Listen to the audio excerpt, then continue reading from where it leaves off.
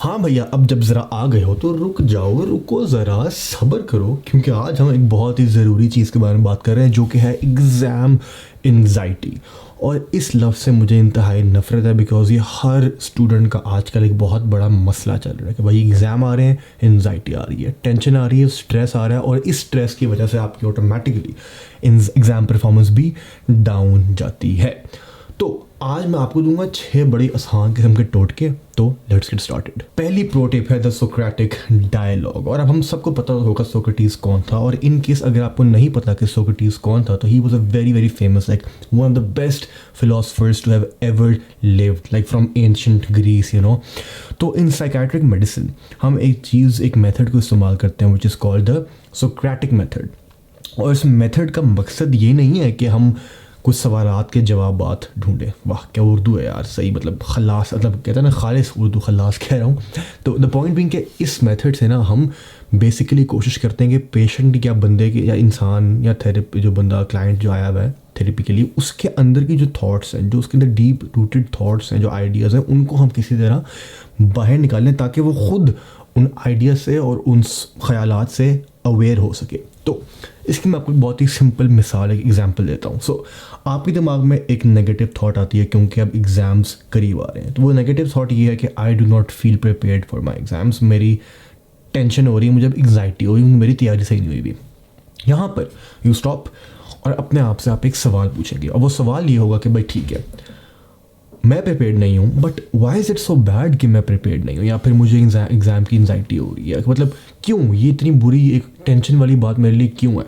ये अपने आप से आप सवाल पूछें और फिर इसका जवाब दें। और जवाब इसका ये होगा कि चलो यार, मैं टेंशन में इसलिए हूँ क्योंकि मैं फ़ेल हो सकता हूँ एग्ज़ाम में। ओके, फिर आप एक फॉलो अप क्वेश्चन आप ये पूछोगे कि ठीक है, अगर मैं फ़ेल होता हूँ तो what's the worst thing that would happen, सबसे पैड़ी तरीन बुरी तरीन चीज़ क्या है जो हो सकती है if I fail my exams. इसका फिर आप जाएंगे जवाब, और जवाब इसका है कि भाई ठीक है, if I fail I might have to retake my exam, मेरी सप्ली आ सकती है, यही हो सकते हैं ना इससे, और इससे और क्या होगा, जूते पड़ जाएंगे घर में। तो अब आपने ये जवाब दे दिया, अब इसका again another follow up question कि ठीक है, व्हाई इज़ रीटेकिंग और रीसिटिंग योर एग्जाम सो बैड। तो इसका जवाब आप पॉसिबली ये दे सकते हैं कि भाई इट्स अ टैबू, मेरे दोस्त, मेरे क्लास फेलोज, मेरे कॉलीग्स ये सोचेंगे कि ये बुद्धू है, ये स्टूपिड है, इंटेलिजेंट नहीं है, स्मार्ट नहीं है, ये यहाँ पढ़ाई में क्या कर रहा है, एम बी बी एस पढ़ रहा है, जो भी पढ़ा, लॉ, इंजीनियरिंग और कोई भी डिग्री वो पढ़ रहा है, ये उसके काबिल नहीं, क्योंकि भाई एग्ज़ाम में फ़ेल हो गया, तो मेरे ऊपर वो एक स्टैंपल लग जाएगा कि ये बंदा बेवकूफ़ है। ओके, तो अब ask another follow up question कि भाई what's the worst thing that could happen if my colleague think I am not smart, what's the worst thing that could happen. ठीक है, और यहाँ पे आके आप सोचेंगे अच्छा हाँ, मुझसे वाकई सोचने की बात है यार, इतनी बुरी बात, मतलब इसका क्या मुझ पर इम्पैक्ट पड़े, मेरी लाइफ इससे कोई बर्बाद हो जाएगी। अगर मेरे आसपास के लोग सोचेंगे कि मैं कोई बहुत आइंस्टाइन की औलाद नहीं हूँ, तो क्या मेरी कोई लाइफ बर्बाद होगी? नहीं। तो द पॉइंट बीइंग कि मतलब आप एंड पे आके ना आप अपने आप से यू आस्क योर सेल्फ, मतलब a series of questions, follow up question, और उनके एंड पे आपको जवाब भी समझ में आती है कि यार वाकई मैं जो बातें सोच रहा था अब वो मेरे सामने आई हैं, और वो इतनी बुरी नहीं है जितना मैंने उनको बुरा या हवा बनाया हुआ था। वो इतना बड़ा हवा था नहीं असल में, जितना मैंने उनको राई से कहते हैं ना पहाड़ बना देना। तो ये वही वाली बात हो जाती है। तो आप अपने आप को ये क्वेश्चंस पूछें, जब आपकी अंदर वाली थॉट्स निकल के बाहर आपके सामने आएंगी ना, तब आपको समझ में आएगी कि यार वाकई I am being too harsh on myself, things are not as bad as I am making them in my head. तो ये था Socratic dialogue. Second pro tip ये है कि भाई you have to tell your brain कि it is not an exam. और अब आप सोचोगे ये बंदा पागल है, ये बंदा पागल है, मतलब मेरा एग्ज़ाम है और ये मुझे कह रहा है कि तुम सोचो कि भाई एग्ज़ाम नहीं है, ये क्या लॉजिक हुई? तो इसका मैं आपको समझाता हूँ, रुको ज़रा यार, सब्र करो।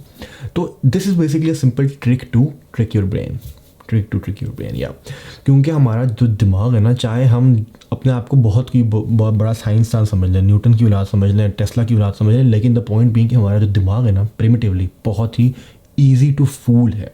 आपने कई सारे ऐसे ऑप्टिकल इल्यूजन्स देखे होंगे इंटरनेट के ऊपर जहाँ पे आपको दिखता कुछ है और होता कुछ और है। That is because our brain is actually a fool. इसको बेवकूफ़ बनाना बहुत ही ज़्यादा आसान काम है। तो the hack here is that you have to tell yourself कि it's not an exam but it's a quiz. तो replace the word exam with the word quiz.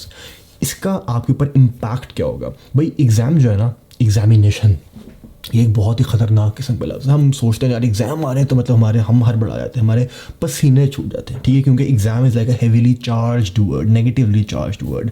बड़ी कोई हाई रिस्क भी अगर मैं एग्ज़ाम में फ़ेल हो गया तो मेरे साथ ये हो जाएगा, मुझे कोई शादी नहीं करेगा, मुझे नौकरी नहीं मिलेगी, बीवी बच्चे नहीं होंगे, फला फला फला, ठीक है। Exam is a high risk word, whereas quiz is a low risk word. इसमें इतना वो नेगेटिवली चार्ज नहीं होता। मसलन अगर मैं सोचूँ कि भाई मेरा कल एग्ज़ाम है तो मैं हड़बड़ा जाऊँगा। हाउएवर इफ़ आई थिंक कि भाई मेरा कल क्विज़ है तो कोई टेंशन की बात नहीं, मेरे नर्व्स काबू में रहेंगे, I won't get like to कहते हैं ना मतलब स्ट्रेस्ड अबाउट इट। तो इसको अपने आप को आपने समझाना है कि भाई दिमाग को कि भाई ये एग्ज़ाम नहीं है, ये क्विज़ है।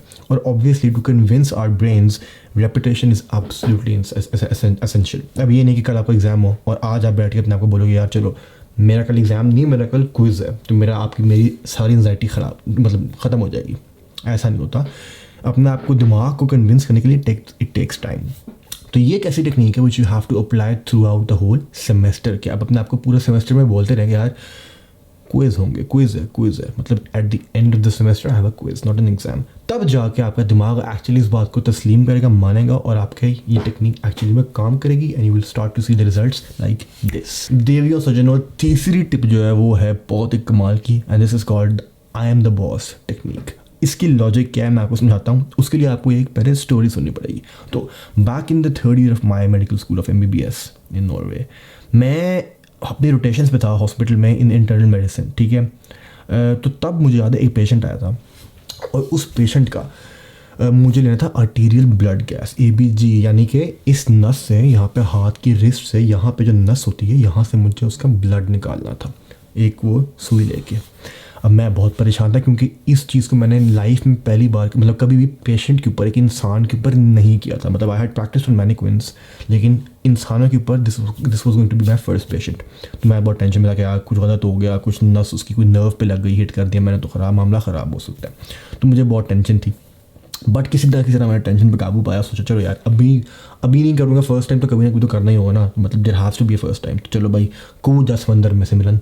तो मैं कूद गया। अब मेरे हाथ कांप रहे हैं, मुझे समझ कुछ नहीं आ रही। मैंने ये मतलब वहाँ पे नीडल पकड़ी हुई है, ठीक है, मेरे हाथ कांप रहे हैं, मुझे कुछ समझ नहीं आ रही। पेशेंट मुझे देख के सोच रहा है यार ये क्या बंदा है, ये क्या डॉक्टर है, ये कि मेडिकल स्टूडेंट है, क्या है ये, इसको तो ये पकड़, इसके तो हाथ कांप रहे हैं। खैर मैंने किसी तरह करते सुई मारी अंदर, सुई मारी, खून कोई नहीं आया। अब मैं परेशान, सुई अब पेशेंट के बाजू के अंदर है और मैं सोच रहा हूँ यार खून नहीं आ रहा, अब क्या करूँ। साथ मेरे सुपरवाइज़र डॉक्टर खड़ा हुआ है, तो वो भी देख रहा है कि चल भाई तू कर ले, जो तुझसे होता है तू कर ले। मैंने क्या किया, चलो मैं कोशिश की तो यार सुई को थोड़ा घुमा के देखें, थोड़ा राइट पे करके देखें, थोड़ा लेफ्ट करके देखें, कोई खून नहीं आया, कोई फ़र्क नहीं पड़ा।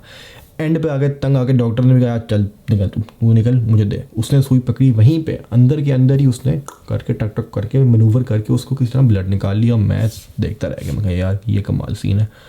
उस वक्त मेरा हो गया था कॉन्फिडेंस शैटर। तो मैं बाद में उसी डॉक्टर के पास गया जो हम अपने ऑफिस में आए। मैंने कहा यार मुझे बताओ तुमने कैसे किया, मतलब मुझसे ये चीज़ क्यों नहीं हुई। कहता देखो भाई पहली बात तो ऑब्वियसली एक्सपीरियंस एंड प्रैक्टिस, उसको छोड़ दो, लेकिन कहता है मैं तुम्हें ऐसी टिप दे रहा हूँ जो मुझे मेरे सीनियर से मिली थी when I was a student back then, जब मैं इनएक्सपीरियंस्ड था। कहता है वो टिप ये है कि जब भी तुमने कोई भी प्रोसीजर परफॉर्म करना हो किसी पेशेंट के ऊपर, तो before going into the patient room, मतलब उसके बाहर खड़े होकर ना तुमने 2 मिनट ये सोचना है, मतलब 2 मिनट नहीं 5 सेकंड लेने हैं, आंखें बंद करनी है, सांस लेनी है और अपने आप को ये बोलना कि I am the boss, I am the king, I will go and kill it. मैं मतलब बॉस हूँ यहाँ का, ठीक है, आई एम द किंग। अपने आप को ये बोलोगे तुम एक बारी, ऑल इज़ वेल, अंदर जाना और देखें तुमसे मामला कैसे फिट किस्म का होता है। फिर मैंने कहा ओके भाई तुम कह रहे हो तो इसको ट्राई करके देख लेते हैं, कोई ना कोई इसमें फ़ायदा की बात ही होगी। नेक्स्ट पेशेंट आया on the same day, again blood निकालना है वहाँ से। मैं कहा चलो यार आज तो मैं अब करके रहूँगा। फिर पेशेंट के रूम के बाहर मैं खड़ा हुआ, सांस लिए, अपने को बोला Arham you are the boss, you are the king, चल भाई अंदर जाके चक दे पट्टे। अब मैं अंदर गया हूँ, साथ में एक सर्जन खड़ी हुई थी, उसने भी कहा चल बेटा तू कर, देखते हैं तुझे कितना आता है ये करना। मतलब इतना एक्चुअली कितना की बहुत ही कॉम्प्लिकेटेड प्रोसीजर नहीं है, but it's a bit scary when you haven't done it before. तो मैं अंदर गया हूँ, मैंने कहा चलो यार अब तो मैं करूँगा, I am the boss. Patient ने मैंने बाजू पकड़ा, ना को बोला चल भी अरहम लगा दे इधर, सुई पकड़ी है, नीडल पकड़ी है, टक अंदर। एंड गेस व्हाट, पहली दफ़ा मैं 1 सेकंड के अंदर ब्लड आया।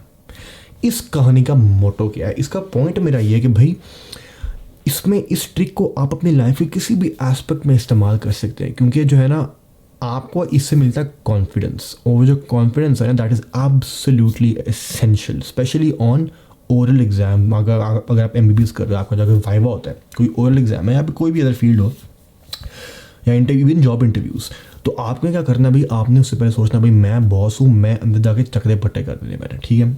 और trust me guys, in 99% of the cases ऐसा होगा, बिकॉज आपको अपने पे वो एक सेल्फ बिलीफ आ जाता है, और self belief is literally everything. It can turn the tables around like this. चौथी प्रो टिप है कि this is going to be fun, this is not scary. अब आपको याद होगा बचपन में जब हमारा रिजल्ट कार्ड आया करता था, मतलब report card from school, semester के बाद या स्कूल के एंड पे, तो अगर तो आपके रिजल्ट अच्छे आए थे, अच्छा होता था, ग्रेड्स अगर आपके अच्छे होते थे कार्ड के ऊपर, तो आपको होती थी बड़ी एक्साइटमेंट कि आज मैं घर जाके अपने अम्मी अब्बू को दिखाऊंगा, मुझे शाबाशी मिलेगी, पैसे पूसे इनाम भी मिल जाएगा, कुछ ना कुछ।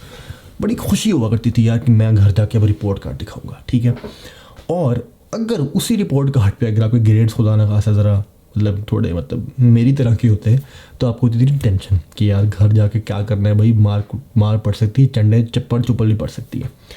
तो उसमें सीन क्या होता है कि उसमें आपको एक फियर होता है, एक डर होता है, एक खौफ होता है कि यार घर जाके बहुत प्यारा हाल होना है। द पॉइंट बीइंग कि फियर एंड एक्साइटमेंट, खुशी, ये आपकी बॉडी के अंदर वही एड्रेनलिन रश देते हैं, सेम चीज़ वही रश मिलता है आपको, लेकिन फ़र्क इतना है कि उस एड्रेनलिन रश का आपके ऊपर इम्पैक्ट क्या होता है।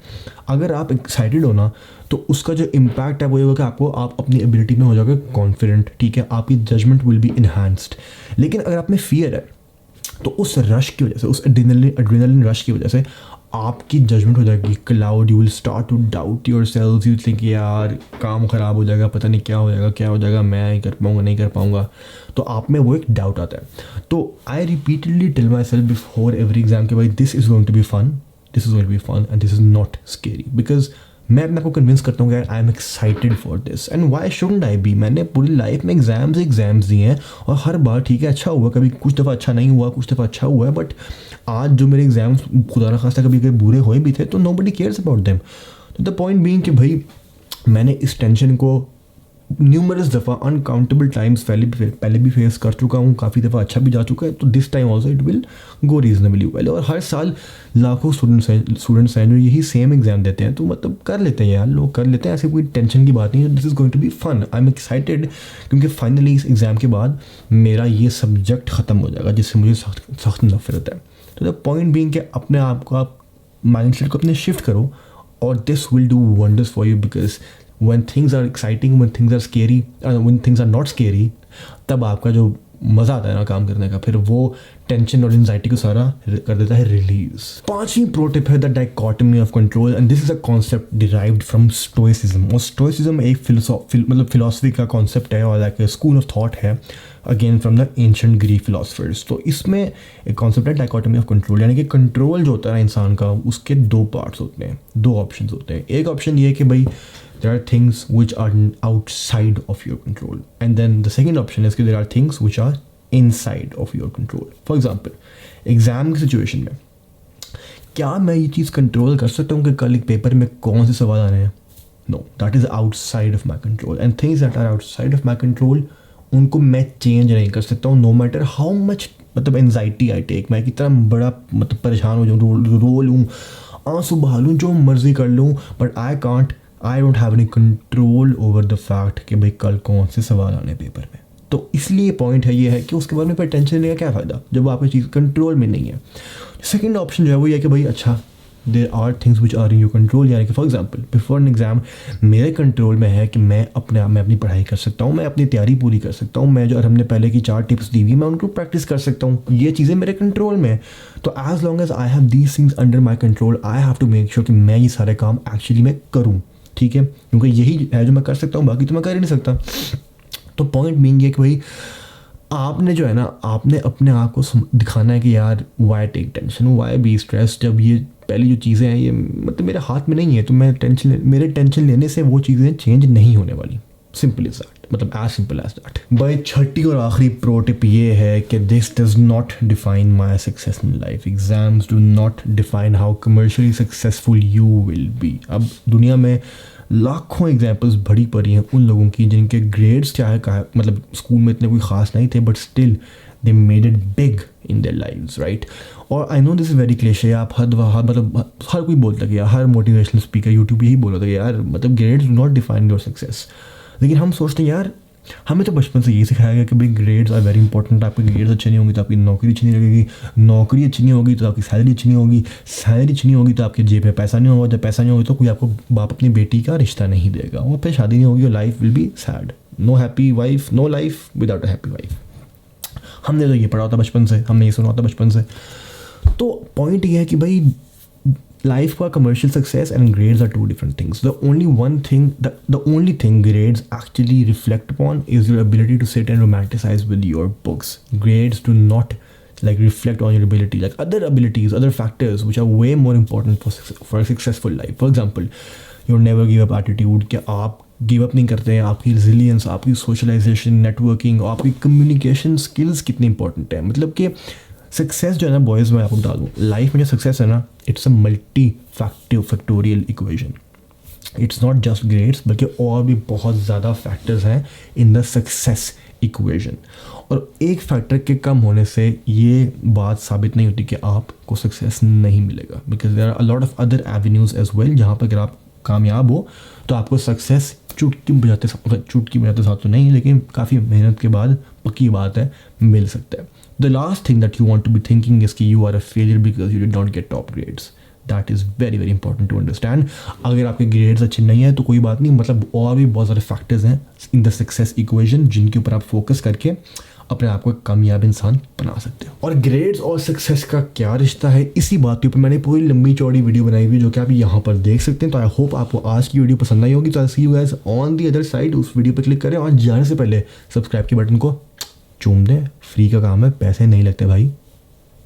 मिलते हैं फिर, ओके, टेक केयर, पीस।